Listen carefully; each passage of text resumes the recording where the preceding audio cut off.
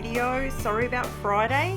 Life sometimes just gets on top of me, and yeah, for anyone new here, I've just recently gone back to full-time work, so I'm just trying to find the work home life balance and my scrapbooking and my YouTube channel and all that sort of stuff. Just trying to find a balance for it all, and sometimes I just have to call it for what it is, and unfortunately I just don't have enough hours in a day. So this particular layout is actually really cute, and this is one of these are using the ANKO dot pens that Taylor bought me. If you saw the live, or if you were with my last live, Taylor's my daughter, she went down to Kmart and she picked up a few different pens, bits and pieces and whatnot, and these particular pens, they're called dot pens. There's a small tip on one end and a more bulbous tip on the other, and I was playing with them on the live and they were really cool, and I think I've done something else with another layout, but I wanted to see if I could use them inside a stencil, because then that way you could get like a really multicolored stenciled print, and it works.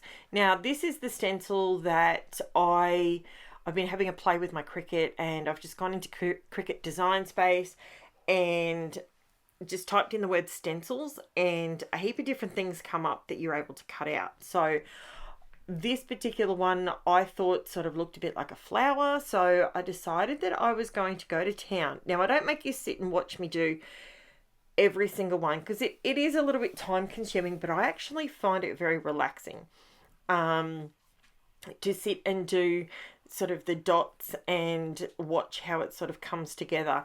Now I'm not covering the entire stenciled area. It does look like I've covered the whole thing, but as you can see here with a darker color, I'm putting some down, but I'm not I'm putting some of the color down, and then I'm using that first one I did. I think I used 3 colors or 4 colors.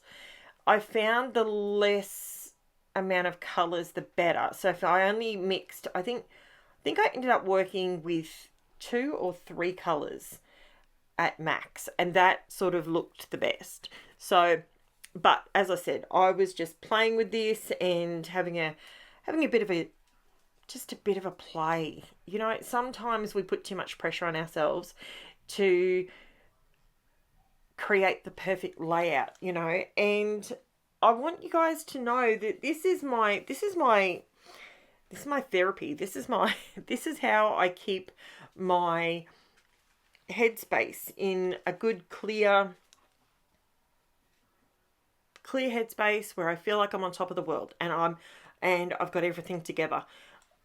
Seriously though, I'm like a duck underwater, let me tell you. I am treading like there's no tomorrow, but I get there in the end. Anyway, I wanted to remember, if you go back a couple of videos ago, I did some daisies and I used my black paint out of now this is just the Creative Place black acrylic paint. That's all it is. That's in this little tube with the fine tip nib on it, and it comes out perfectly. So I have had, in times gone by, I've had people say to me, I can't afford to buy Posca paint pens, because everyone's budget is different, okay? And we do not judge. So I want to always try and show you alternative ways to get a similar look that you could possibly do a lot cheaper. So the paint that's in this tube I get from Aldi, and it cost me 99 cents, and I can fill this tube from that 99-cent tube of paint. I can actually fill this little black bottle. I can fill it probably about 5 times, maybe 6 times. So it's, you know, you're getting good bang for buck compared to, so for 99 cents, and I buy the bottles from Craft Online, and I get 2 bottles for $2.99. So it's a very cheap alternative to using a Posca paint pen, you know, because we can't all do that. Oh, apologies guys, I've had such a big weekend. I really have. Had a massive weekend. I'm actually doing this voiceover Sunday night. So this is the video that was meant to go up on Friday. But we went to the monster trucks on the weekend in Brisbane, and it was fantastic. It was really good, except one of my children had a massive panic attack while we were there, which she's not done to that extent before, which was basically, look, I'm petrified of heights. Like, I'm petrified. If it requires me going up high, I can't do it. Unfortunately, Ange is pretty much the same as me, but I had pre-warned myself. Like, I knew that at Burndall Entertainment Centre, the row Z is on the roof. Like, I knew that it was at the top, and I also knew from years gone by that I can get up there if I don't look down. If I just look at the floor and just keep walking and don't stop, get to the top, continue to look at the floor, turn around, sit on my seat and don't move, I can actually do it. But unfortunately, Ange couldn't do that. She got halfway up, and she got up there and she got in the seat, and then she just had a full-blown panic attack. It was terrible. So, but it's all good. She's fine. She's all good now. But yeah, it was pretty full on. Now, this is me playing. I wanted to see if I could use these cheap pens. These are the dot markers, the same pens. I'm using the same thing. I wanted to see if I could build them up and use them kind of like a distress ink. You know, it's not a distress ink. Let me preface by saying that it is not. But I wanted to see what kind of colour payoff I would get. Could I layer it? Is it buildable? That's why I've left this bit in here, so you can sort of see how it comes out. And you can see that if you do a simple layer and then you flick some more paint on top, dry that layer, then do a bit more on top of that, it actually, you get a really good effect. So if you're someone that has not got the Distress Oxide inks or the Distress inks themselves, check this out. These are just the ANKO pens. This works beautifully. Honestly, it really does. I do not have gesso on my page, so in case you're curious, there was no prepping on this page, and all I'm doing, you can see me there, I just do a scribble on my plastic. You can see me there. I just scribble it down.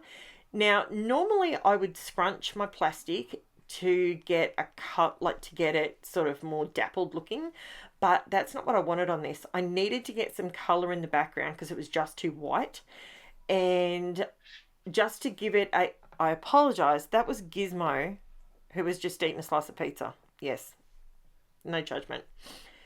So this is where I decided to just go to town and see what I could just, I'm really trying to see what I can do and to give you guys ideas on how many different things you can do with these simple pens.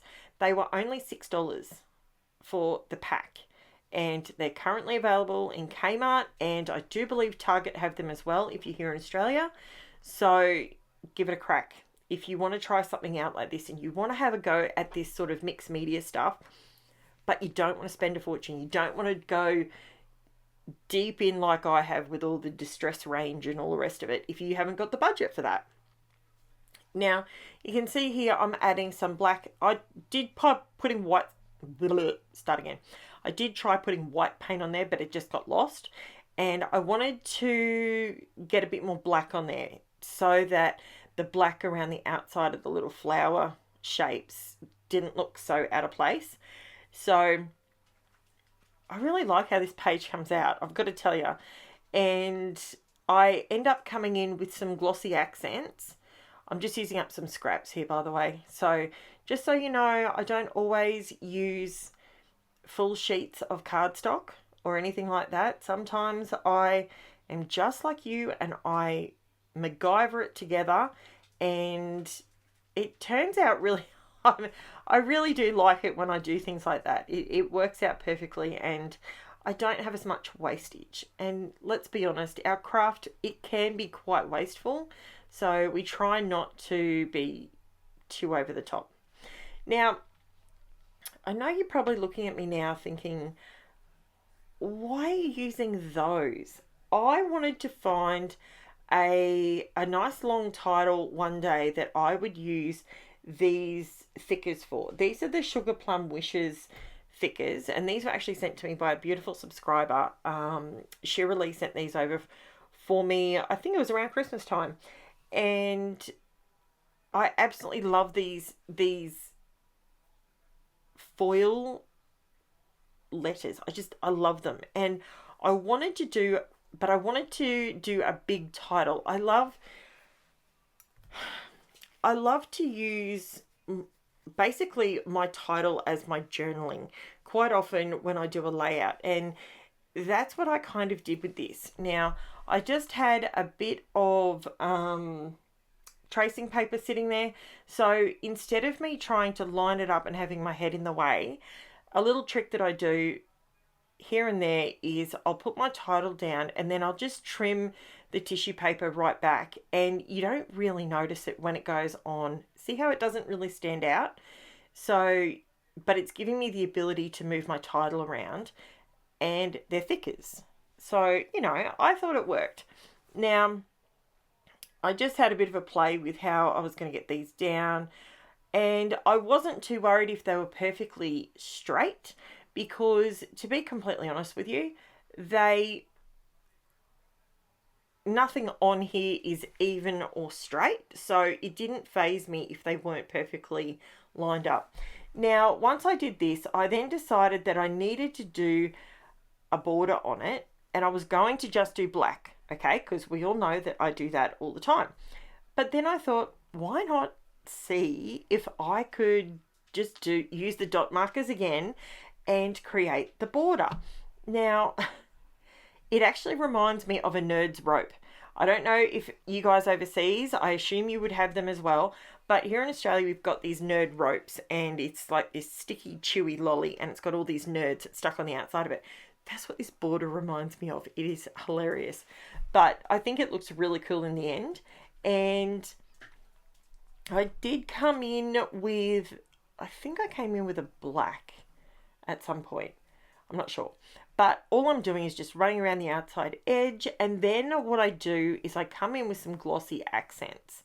Now, I don't know if I recorded the glossy accents part, but I did go over all the petals with glossy accents, and it just popped. It didn't run like you would expect a watercolor to run, okay?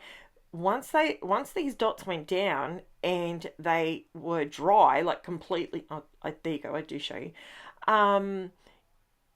Once they were completely dry, the dots stayed separate. They didn't mix underneath the glossy accents, which sometimes happens, you know, if you use distress ink or any of your water reactive inks, when you put the glossy accents on top, it sometimes activates it.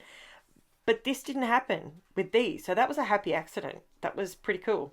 So these look fantastic. I love how this turned out. So I hope that you forgive me for Friday, and I will endeavour to continue to strive to get my videos out and about. Last week was just crazy busy. I had, Jen had competition. She had to be at school early. I had a couple of jobs that were quite a distance from my house. So it was just a little crazy. So hopefully this week I can get in and do some solid scrapping with some voiceovers and get everything ready to go for the rest of the week. So I know I've got a second video, so I've got Wednesday's video ready to go. So after this one, and then it's just up to getting Friday's done. So thank you so much for watching, guys. Don't forget to, there you go. I did pull out the black one. There is black, brown, and a grey in this pen pack as well. So it is a 12 pack of colours, and they're fantastic. They're really good. Honestly, they really are. I don't know how long they'll last, but you know, it's pretty cool. Don't forget to like, subscribe, all that sort of fun stuff. Check that out. Doesn't that look groovy? Now, it didn't run, which I was really impressed with. If you want to see the still shots, jump over onto the Facebook group. The link is in the description below, and or on Instagram, and you will see the close-up shots, and you can see what it's like once the glossy accent's dried. I also have my Buy Me a Coffee link if you want to contribute to the channel, but you don't have to. It's all good. And thank you so much for watching, guys. I will be back with you on Wednesday. Bye for now.